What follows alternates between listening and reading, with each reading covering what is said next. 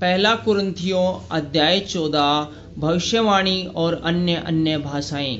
प्रेम का अनुसरण करो और आत्मिक वरदान की भी धुन में रहो, क्योंकि विशेष करके यह कि भविष्यवाणी करो, क्योंकि जो अन्य भाषा में बातें करता है वह मनुष्य से नहीं परंतु परमेश्वर से बातें करता है, इसलिए कि उसकी बातें कोई नहीं समझता, क्योंकि वह भेद की बातें आत्मा में होकर बोलता है। परंतु जो भविष्यवाणी करता है वह मनुष्य से उन्नति और उपदेश और शांति की बातें करता है।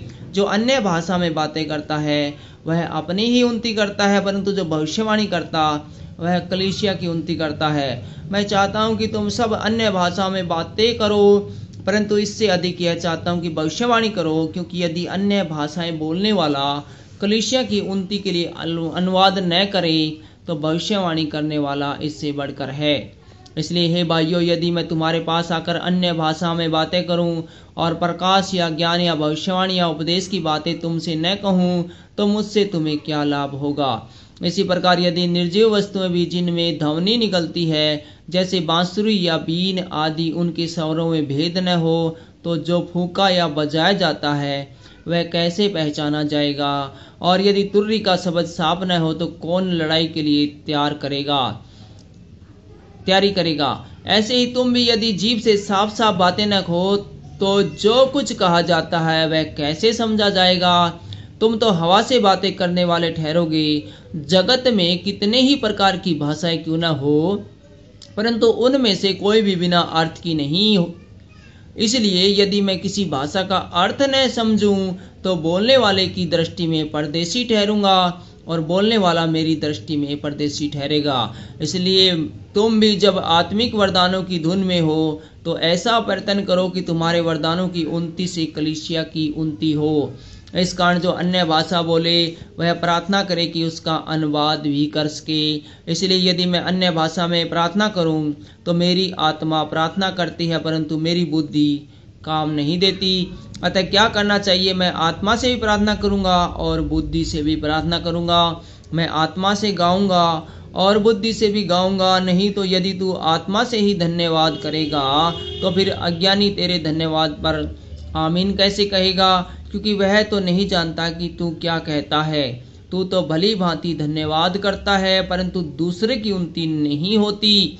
मैं अपने परमेश्वर का धन्यवाद करता हूँ कि मैं तुमसे अधिक अन्य भाषाओं में बोलता हूँ, परंतु कलीसिया में अन्य भाषाओं में 10,000 बातें कहने से यह मुझे और भी अच्छा जान पड़ता है कि दूसरों को सिखाने के लिए बुद्धि से 5 ही बातें कहूँ। हे भाइयों, तुम समझ में बालक न बनो, बुराई में तो बालक रहो, परंतु समझ में सियाने बनो। व्यवस्था में लिखा है कि प्रभु कहता है, मैं अपरिचित भाषा बोलने वालों के द्वारा और पराये मुख के द्वारा इन लोगों से बातें करूंगा तो भी वे मेरी न सुनेंगे। इसलिए अन्य भाषाएं विश्वासियों के लिए नहीं परंतु अविश्वासियों के लिए चिन्ह है, और भविष्यवाणी अविश्वासियों के लिए नहीं परंतु विश्वासियों के लिए चिन्ह है। अतः यदि कलीसिया एक जगह इकट्ठी हो और सब के सब अन्य भाषाएं बोले और बाहर वाले या अविश्वासी लोग भीतर आ जाए तो वे क्या तुम्हें पागल न कहेंगे? परंतु यदि सब भविष्यवाणी करने लगे और कोई अविश्वासी या बाहर वाला मनुष्य भीतर आ जाए तो सब उसे दोषी ठहरा देंगे और परख लेंगे और उनके मन के भेद प्रकट हो जाएंगे, और तब वह मुंह के बल गिरकर परमेश्वर को दंडवत करेगा और मान लेगा कि सचमुच परमेश्वर तुम्हारे बीच में है। उपासना में अनुशासन। इसलिए हे भाइयों, क्या करना चाहिए? जब तुम इकट्ठे होते हो तो हर एक के हृदय में भजन या उपदेश या अन्य भाषा या प्रकाश या अन्य भाषा का अर्थ बताना रहता है। सब कुछ आत्मिक उन्नति के लिए होना चाहिए। यदि अन्य भाषा में बातें करनी हो तो 2 या बहुत हो तो 3 जन बारी बारी से बोले और एक व्यक्ति अनुवाद करें। परंतु यदि अनुवाद करने वाला न हो तो अन्य भाषा बोलने वाला कलीसिया में शांत रहे और अपने मन से और परमेश्वर से बातें करें। भविष्यवक्ताओं में से 2 या 3 बोले और शेष लोग उनके वचन को परखे। परंतु यदि दूसरे पर जो बैठा है कुछ ईश्वरीय प्रकाश हो तो पहला चुप हो जाए, क्योंकि तुम सब एक एक करके भविष्यवाणी कर सकते हो ताकि सब सीखें और सब भांति पाए।